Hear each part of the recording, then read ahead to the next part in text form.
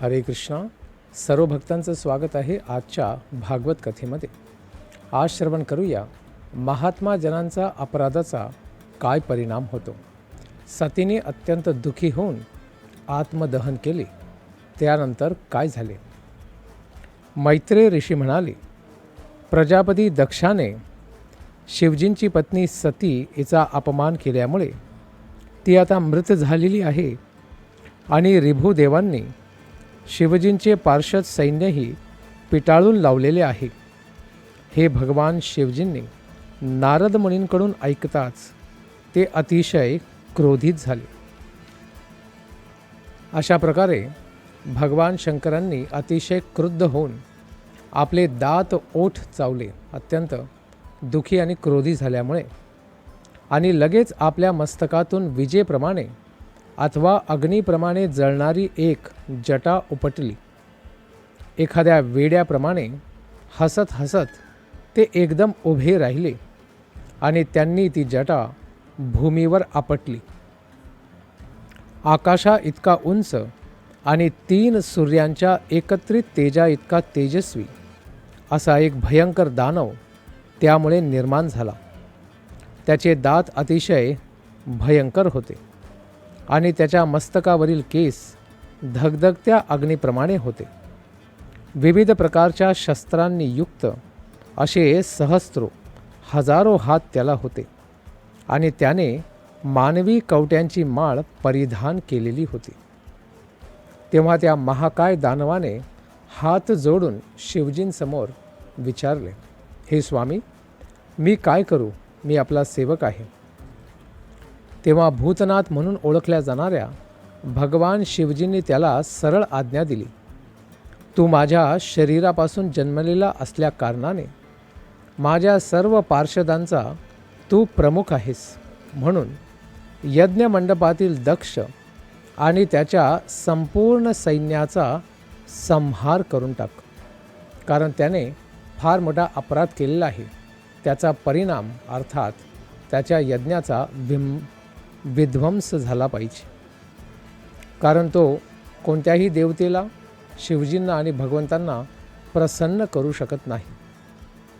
मैत्रेय मुनी पुढे म्हणाले, हे विदुर, तो काळा पुरुष म्हणजे परम भगवंतांचा मूर्तिमंत क्रोध होता आणि तो भगवान शिवजींची कोणतीही आज्ञा प्रत्यक्षात आणण्यासाठी सिद्ध होता.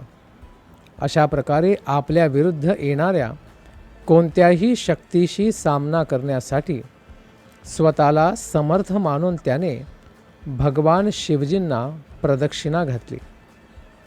भगवान शिवजींचे इतरही अनेक सैनिक मोठमोठ्याने गर्जना करीत त्या भयानक पुरुषाचे अनुगमन करू लागले. त्याच्या मागे मागे सर्व सैन्य चालू लागले. अगदी मृत्यूचाही वध करू शकेल असा एक प्रचंड त्रिशूळ त्याने हातामध्ये घेतला आणि असह्य नाद करीत असल्यासारखी भासणारी कंकणे त्याने पायात घातली होती. त्यावेळी पुरोहित, यजमान, ब्राह्मणगण आणि त्यांच्या भार्या अर्थात पत्नी असे यज्ञस्थळी जमलेले सर्वजण एका विशिष्ट दिशेने येत असलेला हा अंधकार पाहून आश्चर्यचकित झाले.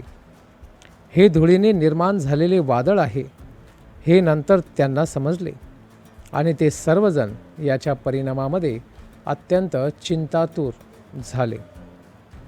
वादळाच्या मुळाविषयी ते तर्क करू लागले आणि म्हणाले, आता वारा तर वाहत नाही आणि गायी देखील पुढून धावत नाहीत. तसेच चोरांद्वारे सुद्धा हे धुळीचे लोट उडविले जाण्याची शक्यता नाही, कारण त्यांना दंड देण्याचे सामर्थ्य असणारा बलाढ्य बरही राजा अद्यापि जिवंत आहे. तर मग हे धुळीचे वादळ कोठून वाहत आहे? जगाचा विनाश तर आता जवळ येऊन ठेपला आहे का? अशा पद्धतीने त्यांना शंका व्हायला लागली. दक्षाची पत्नी प्रसूती जमलेल्या सर्व स्त्रियांसह अत्यंत दुःखी झाली आणि म्हणाली, दक्षामुळे सतीचा मृत्यू झाला आणि म्हणून त्यानेच हे सर्व संकट निर्माण केलेले आहे. सती पूर्णपणे निरपराध होती, तरीही तिने आपल्या भगिनींच्या डोळ्यांत देखत आपल्या देहाचा त्याग केला. विश्वाच्या प्रलयसमयी भगवान शिवजींच्या जटा विखुरलेल्या असतात आणि त्यावेळी ते आपल्या त्रिशूळाने विभिन्न दिशांच्या शासकांना विच्छिन्न करीत असतात. ज्याप्रमाणे विजांचा कडकडाट मेघांना संपूर्ण जगभर विखरवून टाकतो, त्याचप्रमाणे ते त्या शासकांचे हात ध्वजांप्रमाणे विखरवून टाकीत उन्मादाने हसतात आणि नृत्य करतात. त्या महाकाय काळ्या पुरुषाने आपले भयंकर दात विचकले. आपल्या भुवयांच्या हालचालींनी त्याने सर्व ताऱ्यांना संपूर्ण आकाशभर इतस्ततः विखरवून टाकले आणि आपल्या भेदक आणि प्रखर तेजाने त्यांना आच्छादित केले. दक्षाच्या दुर्वर्तनामुळे दक्षाचे पिता स्वतः ब्रह्मदेव यांचेही त्या क्रोधाच्या प्रदर्शनापासून रक्षण होऊ शकले नसते. जेव्हा सर्व लोक अशा प्रकारे आपापसात बोलत होते, तेव्हा दक्षाने पृथ्वीवर आणि आकाशातूनही सर्व बाजूंनी संकटसूचक अपशकुन पाहिले. हे विदुर, भगवान शिवजींच्या सर्व अनुयायांनी अत्यंत वेगाने यज्ञमंडपाचा तो परिसर वेढला. ते सर्व ठेंगू शरीराचे होते आणि विविध प्रकारच्या शस्त्रांनी सुसज्ज होते. त्यांची शरीरे मगरींसारखी काळसर आणि पिवळसर होती. यज्ञस्थळी ते सर्वत्र इतस्ततः धावू लागले. अशा प्रकारे त्यांनी तेथे सर्व उत्पात माजविण्यास प्रारंभ केला. काही सैनिकांनी यज्ञमंडपास आधार देणारे खांब खाली ओढले, तर काहींनी स्त्री कक्षामध्ये प्रवेश केला. त्यांच्यापैकी काही सैनिकांनी यज्ञस्थळाचा विध्वंस चालू केला आणि काही जणांनी निवासस्थानांमध्ये आणि पाकशाळांमध्ये प्रवेश केला. काही जणांनी यज्ञोपयोगी अशी सर्व पात्रे मोडून टाकली आणि काहींनी यज्ञाग्नी विझविण्यास प्रारंभ केला. काहींनी यज्ञवेदीची सीमारेषा तोडली, तर काहींनी त्यात मूत्र विसर्जन केले. काही सैनिकांनी पळून जाणाऱ्या ऋषींचा मार्ग अडविला. काहींनी तेथे जमलेल्या स्त्रियांना भीती दाखवली आणि काही जणांनी यज्ञमंडपातून पलायन करणाऱ्या देवतांना बंदी बनविले. भगवान शिवजींच्या अनुयायांपैकी एक मणिमान याने भृगु मुनींना, जे संपूर्ण ब्रह्मांडातील ब्राह्मणांचे स्वामी आहेत, नायक आहेत, त्यांना पकडले आणि कृष्णवर्णीय राक्षस वीरभद्र याने प्रजापती दक्षास बंदिस्त केले. चंडेश नामक दुसऱ्या एका अनुचराने पूष नावाच्या देवतेला बांधून टाकले. नंदीश्वराने भगदेवाला अटक केली. तेथे सातत्याने दगडांचा मारा चालला होता आणि सर्व पुरोहित तसेच यज्ञासाठी जमलेले सर्व सदस्य यांना दगडांमुळे अपार पीडा होऊ लागली.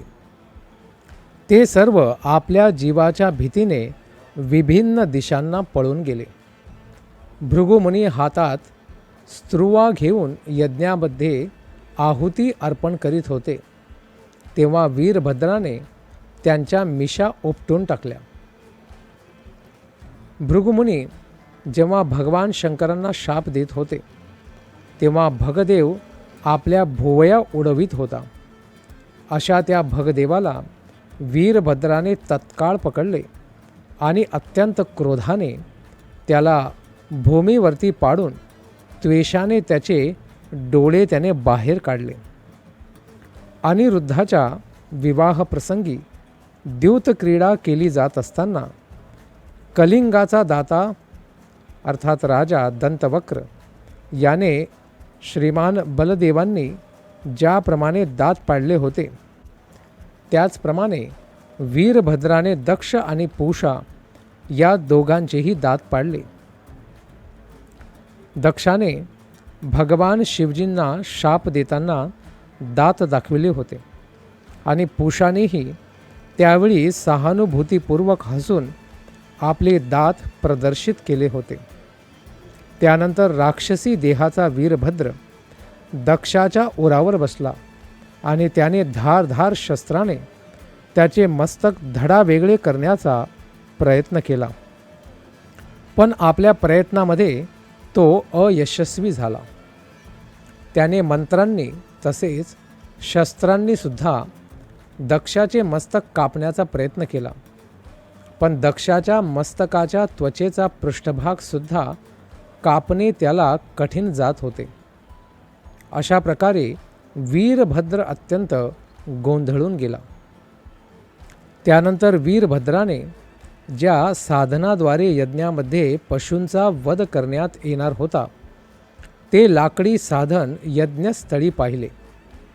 दक्षाचे शिर धडा वेगळे करण्यासाठी त्याने या साधनाचा उपयोग केला. वीरभद्राचे कार्य पाहून भगवान शिवजींचा पक्ष अतिशय आनंदित होऊन हर्षोन्मादाने जय जयकार करू लागला आणि सर्व उपस्थित पिशाच, प्रेत आणि भूत यांनी प्रचंड कोलाहल केला. उलट बाजूच दक्षाचा मृत्यू झालेला पाहून यज्ञकर्माचे सर्व अधिकारी असलेले ब्राह्मण शोकग्रस्त होऊन रडू लागले.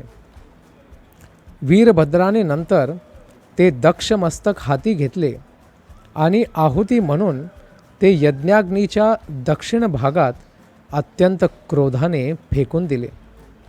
अशा प्रकारे भगवान शिवजींच्या अनुयायांनी यज्ञासाठीच्या संपूर्ण व्यवस्थेचा विध्वंस केला. अखिल सभामंडपास आग लावून ते आपल्या स्वामींच्या घरी अर्थात कैलास पर्वत, जिथे शिवजी नित्य निवास करतात, तेथे निघून गेले. अशा प्रकारे महात्मा जनांचा जर अपराध केला तर सर्वथा नाशच आपण ओढवून घेतो. त्यामुळे महात्मा जनांचा कधीही अपराध नाही केला पाहिजे. यानंतरची कथा श्रवण करूया येणाऱ्या सत्रामध्ये. धन्यवाद. हरे कृष्ण.